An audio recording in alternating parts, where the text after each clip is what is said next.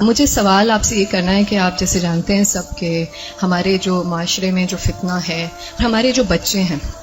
شاید جس وقت ہم نے ان کو اسکولوں میں ڈالا یا جو سوشل میڈیا کا پریشر ہے ایوری تھنگ، تو آپ آج کل کی یوتھ کے لیے کیا ایڈوائس دے سکتے ہیں ہم پیرنٹس کو؟ دیکھیں ہماری جنت کیا جنت ہوگی جہاں ہمارے بچے نہ ہوں۔ بہت مشکل ہے کیونکہ آپ دیکھ رہے ہیں ہر طرف سے media is playing such an important and such a difficult role کہ ہم پیرنٹس کے لیے اس چیز کو سنبھالنا بہت مشکل ہو گیا اینڈ آل آف دیٹ۔ اور میں ایک واٹس ایپ پہ میسج مجھے ملا کہ what will happen to my children when I die, but سوچنے والی بات یہ ہے کہ what will happen to my children when they die. So اگر آپ کوئی ایڈوائس دے سکتی ہیں اس سلسلے میں تو بہت موزوں رہے گی۔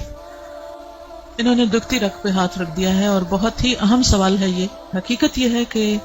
یہ ہر گھر کا مسئلہ ہے، ریلیجس فیملی ہے یا ریلیجس نہیں ہے، یہ مسئلہ ہر جگہ ہے، پڑھے لکھے ہیں یا ان پڑھ ہیں۔ آئندہ جنریشنز بہت بڑے فتنے میں ہیں، فتنہ ہر ہاتھ میں ہے اور وہ بڑھتا ہی چلا جا رہا ہے اور پوری دنیا ان کے سامنے ایکسپوز ہو چکی ہے۔ یعنی آپ کس کس چیز سے ان کو بچا سکتے ہیں، کس کس چیز سے روک سکتے ہیں؟ صرف ایک ہی حل ہے اور وہ روک اندر ہو، اور وہی تقویٰ والی بات ہے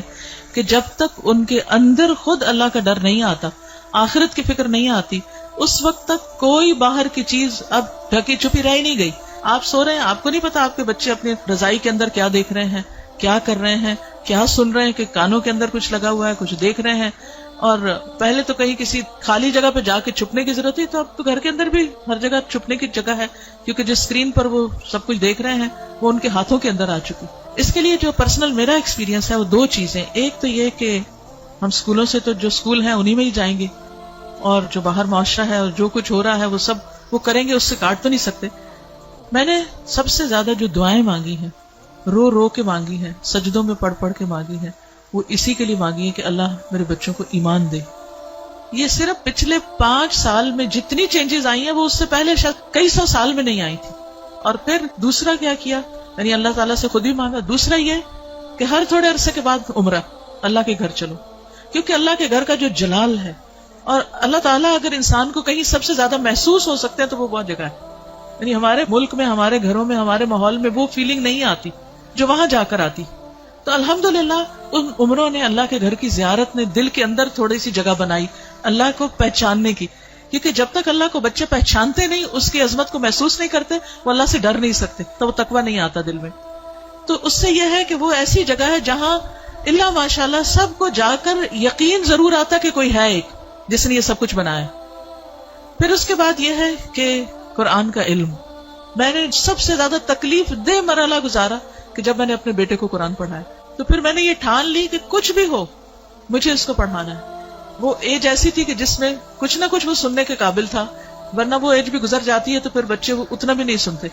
اور میں نے اپنی ساری مصروفیات کو سیکنڈری کر کے، حالانکہ میں انتہا درجے کی مصروف، گھر کی بھی ذمہ داریاں، باہر کی بھی، لیکن میں نے اس کو اپنی پرائرٹی نمبر 1 سمجھا کہ یہی بات جنہوں نے کی ہے کہ جب وہ مر جائیں گے تو پھر ان کا کیا بنے گا،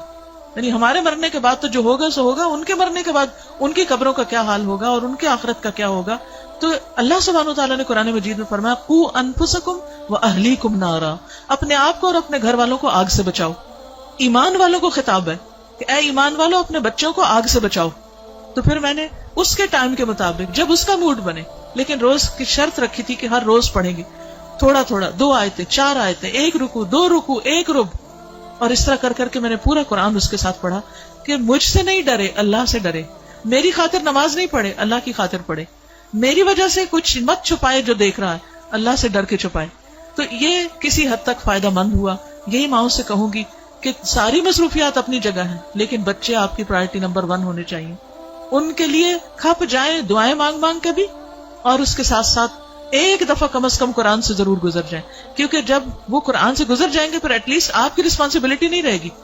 اللہ ان کی سب خیر کرے، لیکن اگر خدا نہ خواستہ ان کے اندر کوئی بگاڑ آتا تو آپ کی پکڑ نہیں ہوگی، لیکن اگر آپ نے کوشش نہیں کی، محنت نہیں کی، تو آپ کی بھی ساتھ پکڑ ہے، صرف آپ کی نمازیں پھر کام نہیں آئیں گی۔